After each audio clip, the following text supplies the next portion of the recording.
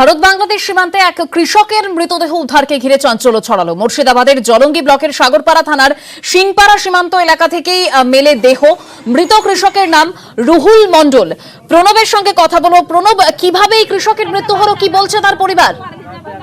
দেখো, আজকে রুহুল মন্ডল যেভাবে নিয়ম প্রতিদিন যায় আর কি, চর এলাকাতে তার পাটের জমি রয়েছে, সেই পাটের জমিতে চাষ করতে গিয়েছিল।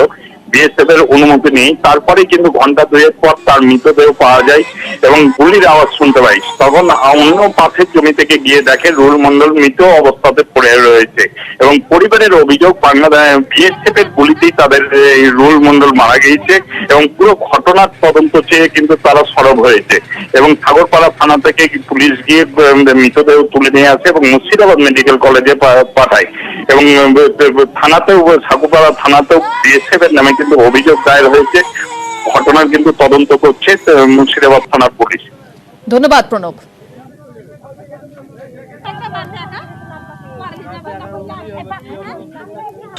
আমাদের মনে হচ্ছে গুলি করে মারিছে। কারা কারা দিয়েছি বেচছে বলতে? কেন গুলি করলো কি মনে হচ্ছে? বর্ডারে মালটাল বাঁধা যাচ্ছে, সব লোকজনকে পাইনি, তার জন্য আপনার ভাই কি কোনো 2 নম্বরের ব্যবসা না করতো? না কোনো 2 নম্বরের ব্যবসা করে। তাহলে ও কি তাহলে চরে আবাদ করতে আবাদ গিয়ে করে